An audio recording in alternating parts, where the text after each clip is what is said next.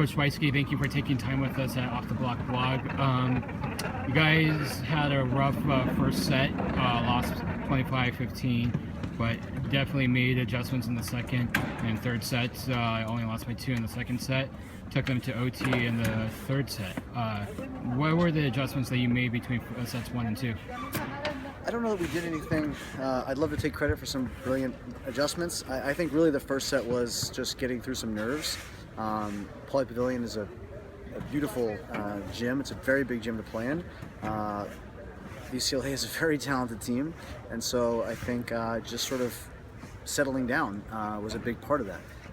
In the second set, we just tried to take our time, relax a little bit, and play our game. There was no real systematic thing that we did. Running the 6-2 with the talent that they run such a balanced offense. There's not a lot of weaknesses you can exploit. So I think just sort of focusing on us and relaxing was really the key to us, playing well.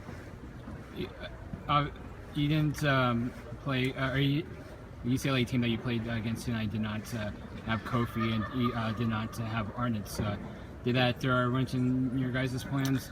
No, I mean, we prepared. We watched film obviously on all the players, but they have very talented players throughout the entire roster. So it's not like taking out a few starters is going to change their level dramatically. And especially with the 6-2, you're going to have pressure coming from both pins, from the back row at all times. So Kofi's really physical. Didn't get to play against him. Arnitz is very talented and physical, but it really didn't change much. Most of this trip is for us to focus on us to prepare for conference play coming up next week. Do you think that UCLA will be, by the time that you finish the season, one of the best serving teams that you will have faced? Yeah, for sure. Mitch Stahl is serving dynamite. That's just a fantastic serve. Mike has got a great serve. JT Hatch, a brilliant serve. They have some really nice, consistent weapons, and so they're and the serve and pass game is what usually impacts most games. So they've got that part figured out. And also, UCLA had your number in terms of blocking tonight. What was the struggle there to neutralize the block? In terms of us blocking them? Yeah, I think it has to do with the 6-2, the speed of their offense, and the talent of their players. When we were able to serve them out of system, it helps a little bit, but even when the guys are 10, 12, 15 feet off the net, they do a great job of putting up really hittable balls. So credit to them for playing a great match, and we were really excited and fortunate to play volleyball with them. Take us into that end of the third set. You guys tied it at 24 on your only ace of the night. What was the emotion on the bench and in the stands behind you guys? It was pretty cool. I don't know the number of fans that we had here wearing orange and black, but we have a long-standing tradition of alumni coming from Southern California. So we actually had our alumni game out here at Harvard Westlake a couple days ago, or yesterday, I guess that was. So to have, I don't know what it was, 50, 75, 100 Princeton fans in the stands cheering for us, it was really cool. And it really, you can feel the pride for the university when you have that many people, local people come out and support you. So that moment to tie it up on an ace serve was really special. Who won the alumni match? We did. It went 5 sets. It was a good match. The alums played really well. And so hats off to the alums. You can donate at PrincetonVolley.com. No, just kidding. It was a great match, and we love having so much alumni support everywhere we travel, but specifically Southern California. It's fantastic. So obviously this is part of your 3-match California swing. You go down to San Diego next, so let's talk about them. They almost beat Irvine. And their outside Tanner Sithasad is definitely taking his game to another level. Can you preview that match for us? Yeah, I think they're a talented team, and Kevin Ring is a very talented coach. They have a great staff. They're well coached. They're very disciplined. We've obviously watched some film and prepared for them, and we expect another hopefully battle of a match with them. So we're excited to have a day off tomorrow. I think it's going to be good for us after the flight, the alumni game, and tonight, and then we'll get a little serve and pass in on Tuesday and prepare for a match with them. Tanner's a great player, and we're obviously going to try to game plan for him, but he's certainly going to get his kills, and we'll try to do the best we can to counter. Want to tell us what you're going to be doing on your day off? Well, I've got a Chilean dice game scheduled tonight with Brad Keller, which should be a lot of fun, and then I've got some rest in the morning. I'm going to be on the Net Live tomorrow, if you want to check that out, with Mark Sherman on the Net Live. So that's most of my Monday's already been planned.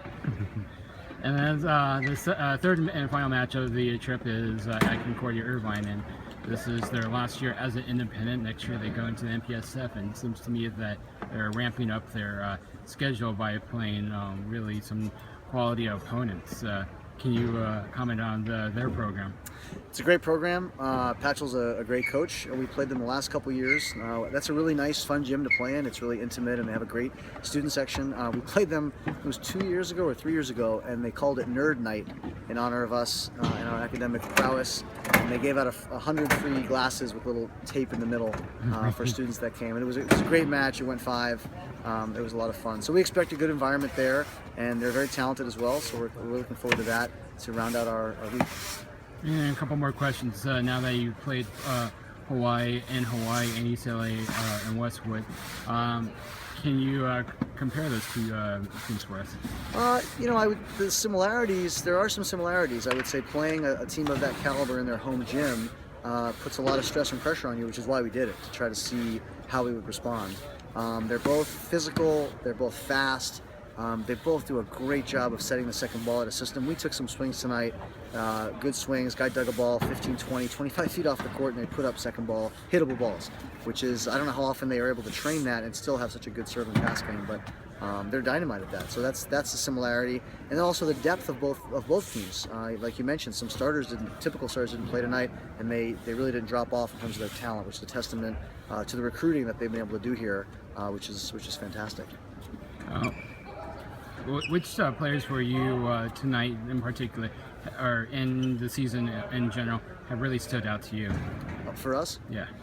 It's interesting. We have a very young team, so we have 3 freshmen on the floor, and so they're on any given night. You're kind of excited to see what they're gonna learn and the new things that are going to click for them.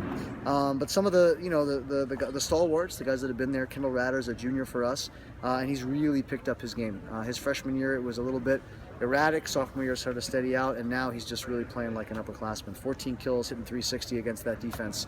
Really proud of him. His service ace. But it's not just service aces. He puts a lot of pressure on the opponent with that serve, which is fantastic. Had a big block at a key moment. So he's certainly a big guy. Junior Obo is a junior upperclassman. He does a fantastic job. He had 2 huge stuff blocks tonight against Mitch Dahl, which was a key point, I thought, in the match. So those 2 guys definitely add a lot of upperclassman leadership, along with Jonah May, our senior setter. The 3 of them really add a lot of leadership to steady things out, to balance the 3 freshmen and the 1 sophomore, to make it a nice mix on the court. All right, and 3 more questions. I promise. Final serious question. Preview the EIVA for us.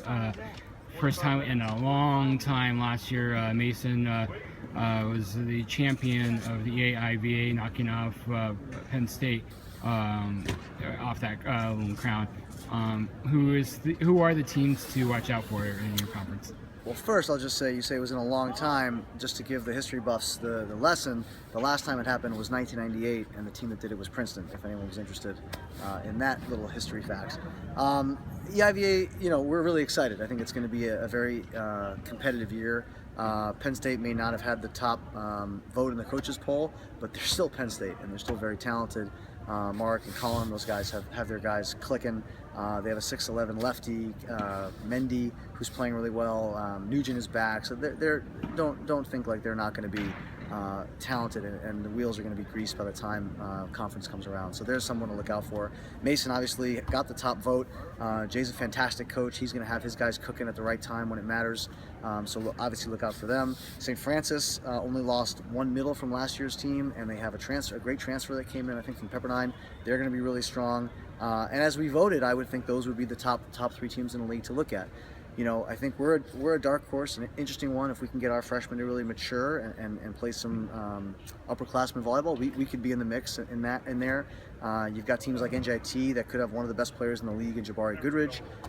You've got Harvard, Sacred Heart, Charleston, some teams that are all getting better and going to make a push. So we're excited. We're excited because I think the parity in our league is a real thing, and I think from top to bottom you can see teams competing for those final 4 spots in our conference championship come April. And the 2 fun questions. It seemed to me this year less of your players are wearing the orange sneakers. I know Jonah was wearing the orange sneakers, but he couldn't get any of his teammates to buy in. So that's just those were the issued sneakers from last year that we got from Nike, and we issued them a new pair this year, and he liked that pair, so we kept wearing it. As long as they're wearing Nike gear and supporting our sponsor, they let them wear whatever feels the most comfortable or accentuates their personal flair. And final question: you obviously are good friends with Brad. You said that you'll be playing dice with him, and you obviously spent the summer with him, or a good chunk of it. Now that he's 2-0 as a head coach, how big of a head does he have now? Actually, I was talking to him today. We were recruiting in Anaheim, and I think being a head coach or having head coaching experience actually humbles you. I think when you spend time in the assistant role, and I've done both the last 7 years as a women's assistant, you have your idea, you're pushing your agenda, you're trying to get your head coach to either play a certain lineup or a certain technique or skill or whatever you're trying to get across. And then when you're a head coach, you have so many things to balance and think about. You take a step back, and I think just having that experience, those are MPSF matches that real important matches that he was the head coach for and did a great job at. And so I think he's a good friend. He's a great coach. I think he's going to make a dynamite head coach someday. Who knows how soon, what the opportunities present for him, but he's fantastic, and I'm excited to work with him again this summer. We're going to be working together with Theo Edwards. We're heading out to Bahrain for the youth national or the youth world championships. So yeah, we can't wait. Well, thank you for taking time with us off the Block blog, and safe travels as you continue your California trip and go back to New Jersey. My pleasure. Thank you.